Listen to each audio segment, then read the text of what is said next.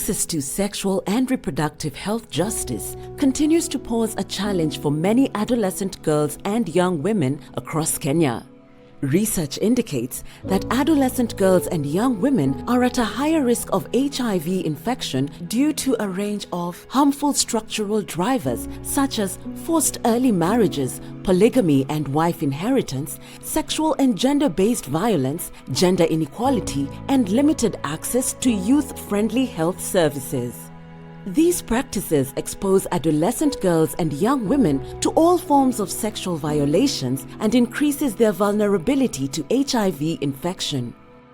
It is not acceptable that women would be protecting their husbands or relatives who violate children.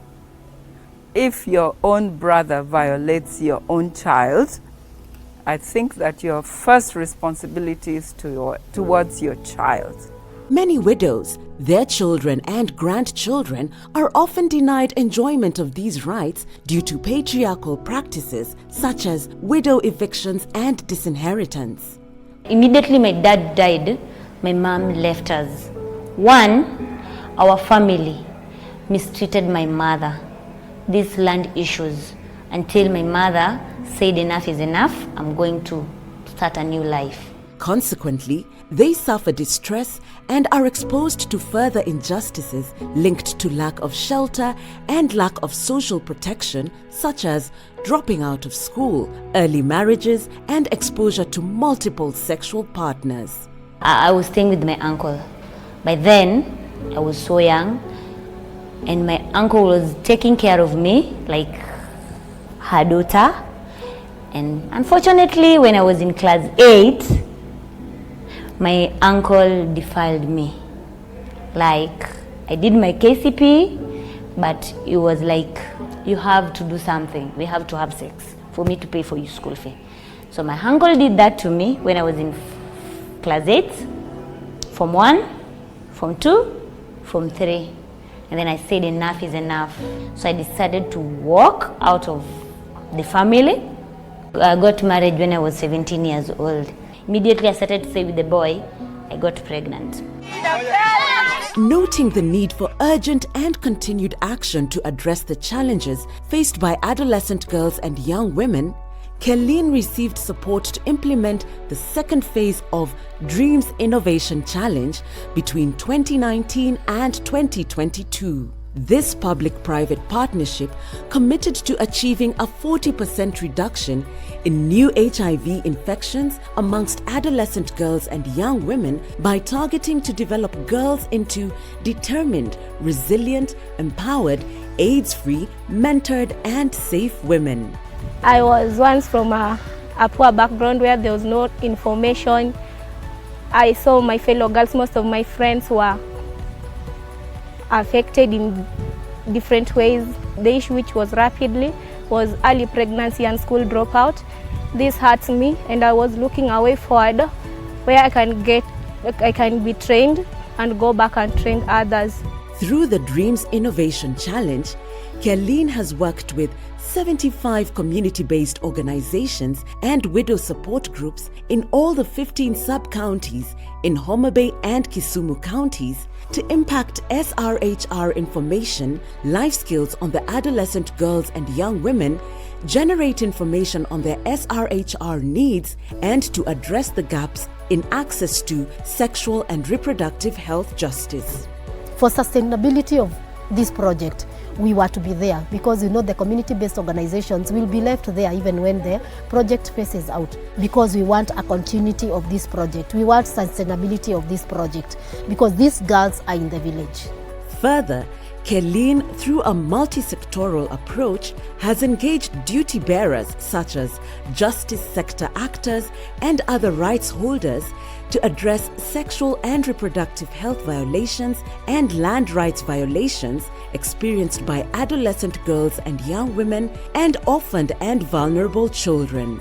As a result, Kelleen has supported over 1,000 adolescent girls and young women access sexual and reproductive health justice in Kisumu and Homa Bay counties. A child belongs to the society. So this is a societal issue. And there are key stakeholders when it comes to justice system. And in this case, we are talking of justice of a girl. These are the parents, these are the relatives, these are fellow village mates, these are the police who do the investigations and to whom the reports are sent, these are the chiefs, these are the doctors who will examine the girl in case of sexual violation, and of course, the courts themselves. Kerline selected Homa Bay and Kisumu counties for the project implementation, given the high prevalence of HIV in these two regions. But there is that element of those myths where people, they think if you are a man, you are living with HIV and you have sex with a younger girl, you are able to be cured of HIV. So it is a way of, let me say, in so many cases where HIV is spreading. A robust network of community-based organizations in the two counties played a key role in mobilizing and organizing the girls and young women into accountability and mentorship groups. As Nelson Mandela TB HIV Information CBO, we've come up with a girls initiative. It's called Nyalenda Girls Initiative. It's a CBO. It's by the girls, led by the girls, so that they engage and maybe mobilize resources to continue with the project. And we feel that the sustainability will be seen through us. Through this initiative, Kerline has strengthened the capacity of community elders to foster support for sexual and reproductive health justice for adolescent girls and young women. Dreams has helped us a lot in terms of education and giving the right information at the right time to the right age and in the right places. We have managed to identify the violations within our society set up and followed them up with the chief's offices, with the police department, and to the judiciary, where most of the cases have already been disposed. Among the Dream Girls, there are true champions of change. There are strong advocates. There are leaders and empowered individuals and groups actively changing the narrative around sexual and reproductive health and rights for adolescent girls and young women.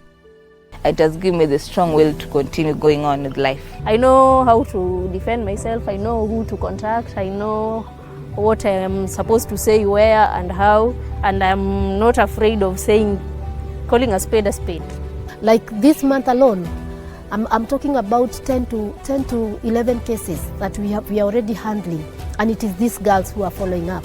And even perpetrators are also changing because the sensitization has reached them through these girls and through the young widows also. Overall, the Dreams Innovation Challenge has been a game changer for these girls and young women. Today, we look back at the 2-year journey and can attest to the fact that the girls and young women are determined, resilient, empowered, AIDS-free, mentored, and safe.